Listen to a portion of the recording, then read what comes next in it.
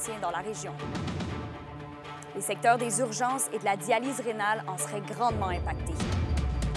Plus de 760 000 amassés au Téléthon de la ressource. Et de fortes bourrasques de neige balaient l'Abitibi-Témiscamingue.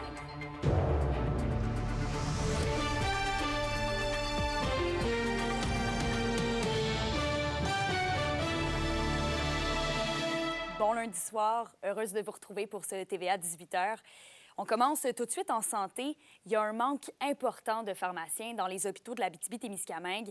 C'est ce qu'avance l'Association des pharmaciens des établissements de santé du Québec. Mais Félix, est-ce qu'on sait exactement combien il manquerait de pharmaciens en établissement dans la région? L'association n'est pas en mesure de donner de chiffres exacts, mais qu'Emilia, l'APES, dénonce une découverture à 100 de pharmaciens aux urgences dans les hôpitaux de la région, c'est-à-dire que d'après leurs données, il n'y a tout simplement pas de pharmaciens aux urgences dans les hôpitaux de la région présentement. Je laisse la présidente de l'APES, Julie Racicot, nous en expliquer la nécessité. En ayant un pharmacien dans l'équipe, ils peuvent être davantage à l'affût des effets secondaires potentiels des médicaments ou une fois qu'on a fait le diagnostic, l'équipe médicale a procédé au diagnostic, prendre en charge la thérapie médicamenteuse, donc alléger le fardeau, travailler avec les urgentologues également, donc accélérer la prise en charge des patients, réduire le temps d'attente qui est déjà beaucoup trop long dans les urgences, donc et assurer des soins davantage sécuritaires, éviter les effets secondaires aux médicaments, réduire les erreurs médicamenteuses. Donc, c'est tous des impacts d'un pharmacien dans un secteur clinique.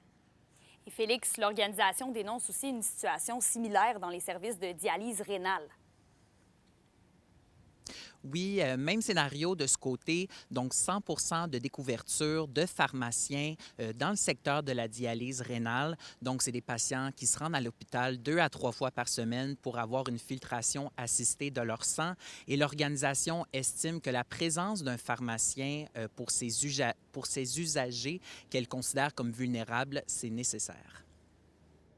C'est très, très, très complexe ce qui se passe avec la médication au niveau des filtres de dialyse. Et lors du traitement de dialyse, ils reçoivent aussi des traitements. Et lors de leur séjour à l'hôpital, il y a d'autres traitements aussi qu'il faut leur administrer pendant la dialyse. Donc, c'est vraiment cette expertise-là que les pharmaciens d'établissement détiennent. Donc, clairement, un pharmacien en dialyse, ça améliore la qualité des soins et ça réduit les risques d'erreurs ou d'incidents liés aux médicaments et les effets secondaires aussi. En terminant, l'association mentionne qu'elle amènera ces enjeux à la table de négociation avec le gouvernement provincial pour leur nouvelle entente. D'ailleurs, vous pouvez voir la déclaration écrite du gouvernement à l'écran qui dit, entre autres, que leur priorité est d'offrir un meilleur accès aux services à la population dans toutes les régions. Et nous avions aussi fait des démarches auprès du CISAT, mais nous n'avons pas reçu de réponse à temps. Merci, Félix. Je vous en prie. Vos réponses à la question du jour TVA. Une présentation de la clinique infirmière Nord-Ouest partout dans la région. Nous vous offrons des consultations rapides avec des infirmières et infirmières praticiennes spécialisées et un nouveau service de téléconsultation. Contactez-nous pour plus d'informations ou visitez notre site Web. Et à la question du jour, on vous demandait est-ce que le manque de pharmaciens dans le réseau de la santé vous préoccupe? Vous avez répondu oui à 74 %. On reste toujours en santé. Le passage répété d'un médecin spécialiste de Val-d'Or entre le réseau public et privé est dénoncé par la CSN. Selon une demande d'accès à l'information par la centrale syndicale, l'urologue Thierry Tremblay se serait désaffilié du régime d'assurance maladie à au moins une reprise entre avril 2023 et octobre 2024. La CSN signale que plus de 830 patients de la région sont présentement en attente d'un soin en urologie. Le syndicat souhaite donc que ces allers-retours soient mieux encadrés par le gouvernement Legault afin d'éviter l'exode des médecins spécialistes vers le privé. Le transfert de services vers les cliniques privées sont aussi dénoncés. Ce qu'on comprend, c'est que le seul frein pour cette pratique-là, c'est de déposer un avis. Donc, la procédure actuelle, c'est aussi simple que ça. Un médecin qui veut aller pratiquer dans le public ou faire un aller-retour dans le public et dans le privé doit simplement déposer un avis 30 jours avant l'aller ou le retour. Et pour nous, c'est inacceptable parce que ça pose la question du pourquoi. Est-ce que, et ici, là, on ne veut pas mettre sur la sellette ce médecin-là en disant qu'il ne fait pas un travail nécessaire, mais ce qu'on demande, c'est que ces médecins-là, que l'ensemble des médecins du réseau de la santé et des services sociaux pratiquent dans le réseau public pour démocratiser réellement l'accès aux ressources. On ne semble pas avoir un réel écho de la part du ministère. Là. Je pense que le seul début d'engagement qui a été fait, on se rappellera qu'à l'automne, le ministre Dubé avait déposé un projet de loi pour forcer les nouveaux médecins à pratiquer 5 ans dans le réseau public. Justine, on a tout un cocktail météo ce soir.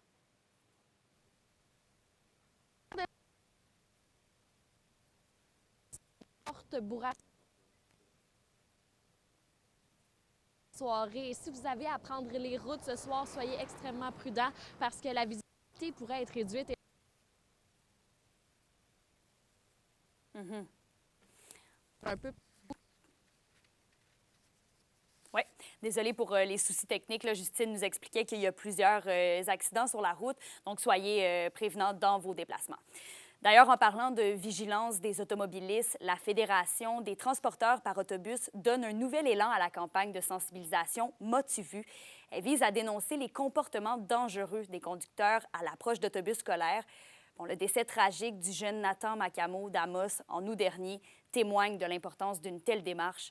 Entrevue avec Luc Lafrance, le président et directeur général de la FTA. Rappelez-moi de l'importance de cette campagne-là. Oui, ça fait 37 ans. On pourrait penser que ça devient redondant, mais au contraire, c'est important de le répéter année après année. Surtout à ce temps-ci de l'année.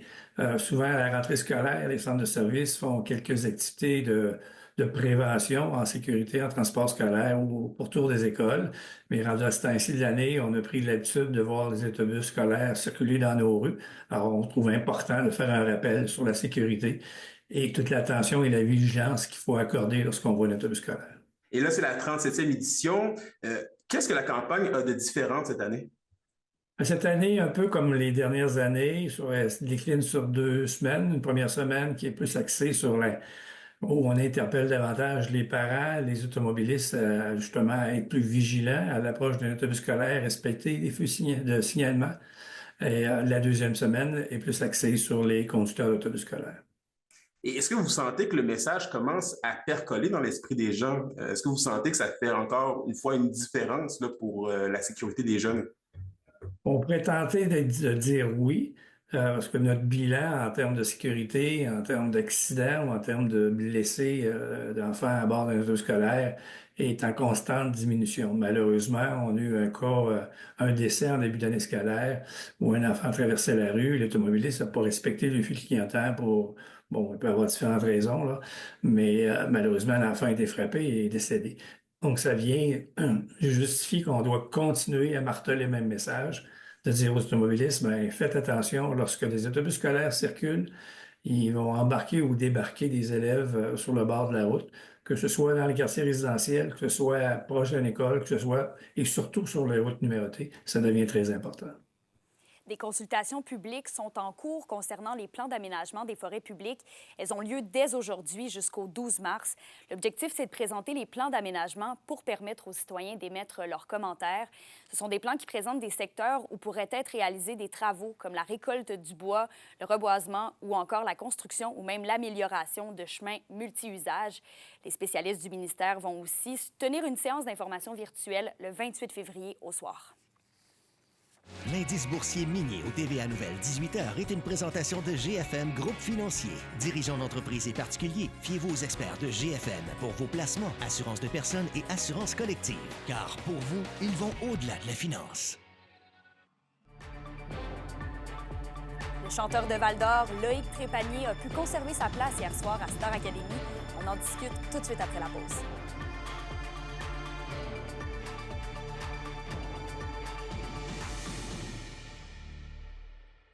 C'est le 16 janvier dernier qu'a eu lieu l'ouverture de Bagel Le Trou sur la rue Gamble West à Rouyn-Noranda.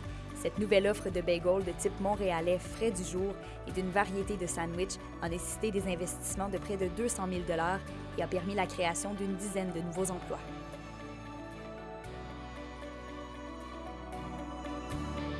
Les SADC, partenaires de l'économie de la région.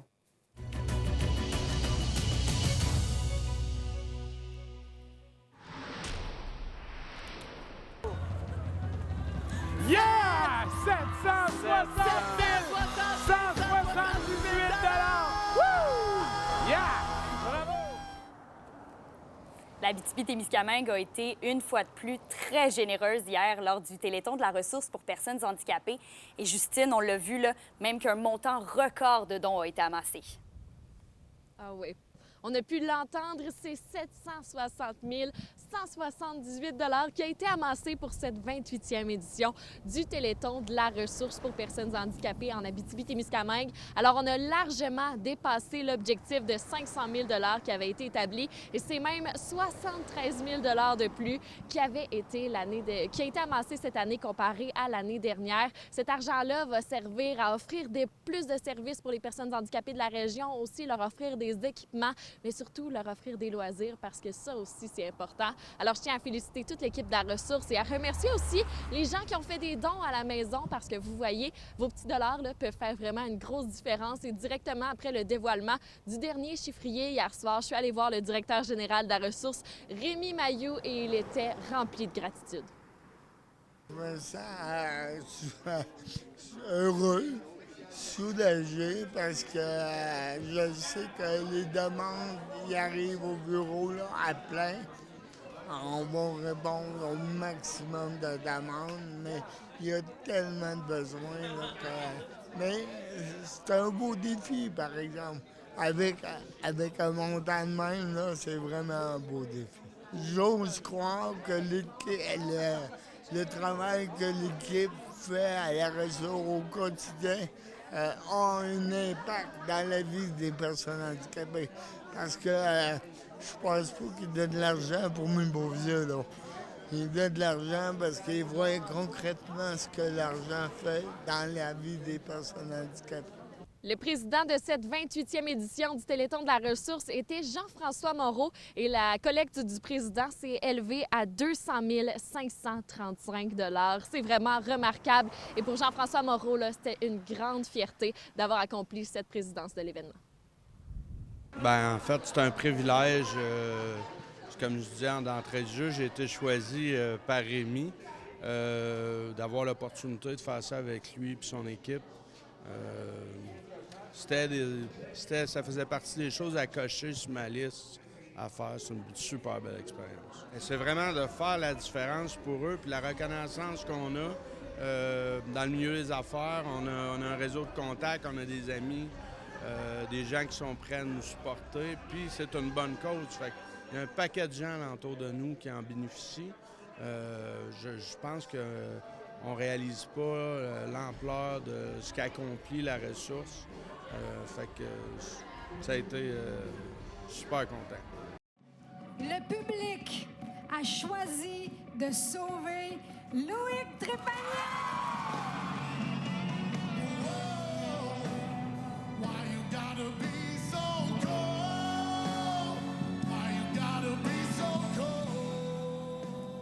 Maintenant, Justine, on va parler de Star Academy. Puisqu'on le sait, le Val-d'Orien Loïc Trépanier avait été mis en danger par les juges la semaine dernière, mais finalement, il a pu retourner dans l'académie hier soir. Oh oui, et c'est le public qui a sauvé Loïc. Alors, je pense qu'on peut dire que les votes des gens de la région ont été entendus, mais quand même, il a séduit le Québec avec son interprétation de Cole de Chris Stapleton hier soir. Alors, c'est sûr qu'on va continuer à suivre son parcours. On lui souhaite bonne chance et on va suivre aussi le parcours de la Rouyn-Norandienne Camille Cormier-Moras qui élève la compétition à chaque fois qu'elle chante. C'est fou à quel point la région est bien représentée cette année. Je vous rappelle que la quotidienne est diffusée du lundi au jeudi. Alors, dès ce soir, là, à 19h30, on va pouvoir revoir nos deux académiciens abitibiens.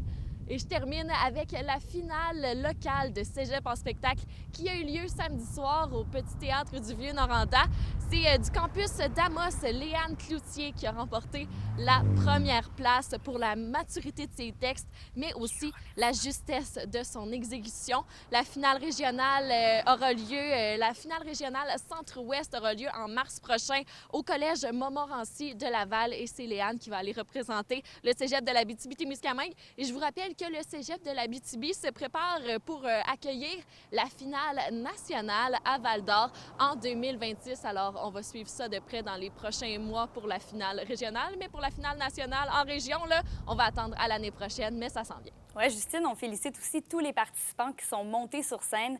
Merci, Justine. On se revoit dans quelques minutes à la météo. Ça s'annonce pour être une soirée assez difficile sur les routes. Après la pause au sport, retour sur une grande fin de semaine de hockey dans la région. 4 points pour les Huskies, 1 point pour les Foreurs. Tous les détails après la pause.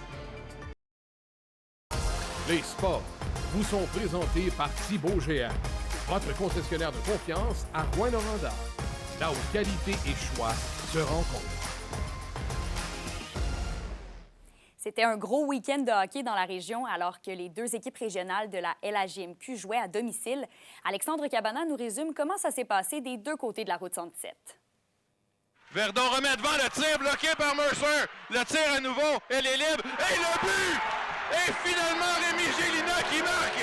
Et c'est l'égalité 5-5 avec 11 secondes à jouer. Le gardien était retiré, les Huskies tiraient de l'arrière 5-4 et Rémi Gélina en a profité pour créer l'hystérie à l'Arena Glencore. 5-5 avec 15 secondes à faire au match. Gélina obtiendra d'ailleurs la première étoile du match avec une récolte de 2 buts, dont le but gagnant en tir de barrage.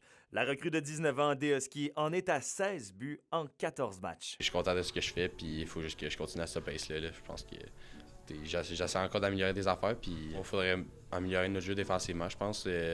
On a accordé beaucoup de buts dans les derniers matchs, mais c'est quelque chose qui se travaille au moins. C'est pas un manque d'effort ou quoi que ce soit. Là. On donne notre 100% à chaque match.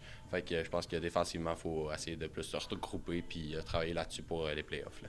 Scénario presque identique samedi soir. Victoire de Rouyn-Noranda 6-5, cette fois contre le Drakkar de Bécomo. Et c'est le petit Suisse Lars Steiner qui a animé le spectacle pour Rouyn-Noranda avec 1 but et 2 passes. Le gardien Samuel Moloch récolte les 2 victoires au terme d'un week-end des plus chargés. Pour nous, c'est intéressant. On sent l'appui de la foule, puis ils peuvent faire partie de la solution avec nous. Puis, même de revoir, là, juste quand Rémi Gélina est revenu sur la patinoire samedi, suite à sa blessure, on a senti un vent d'énergie passer à travers la foule.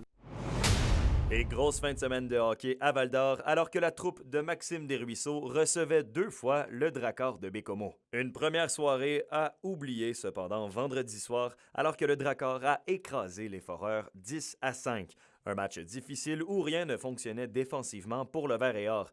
Un scénario plus clément s'est dessiné dimanche, alors que les Foreurs ont rebondi en arrachant un point en prolongation au Drakkar. Marque finale 6-5. Philippe Veilleux a été le meilleur des siens avec 6 points en 2 matchs. Le voilà à 51 points en 44 rencontres. Vendredi, assurément, ça a été plus difficile, mais j'ai aimé de la manière qu'on a rebondi hier devant nos partisans. On avait une super belle foule, c'était le fun. Plusieurs jeunes, c'était dynamique dans les estrades, puis je pense qu'on leur a offert tout qu'un match. Puis pour être honnête avec toi, quand tu t'en vas en prolongation, on a eu 3-2 contre 1 qu'on n'a pas capitalisé. Ils s'en vont l'autre bord et à mettre dedans, donc on perd en prolongation, mais assurément, c'est un gros point pour nous.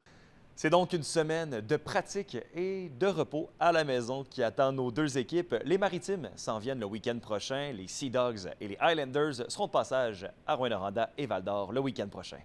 Alexandre Cabana, RNC Nouvelles, à Rouyn-Noranda. Pour une nouvelle importante à nous communiquer, contactez-nous, nouvelles au pluriel, @rncmedia.ca, par téléphone au 1-866-463-4636 et notre site web tvaabitibi.ca.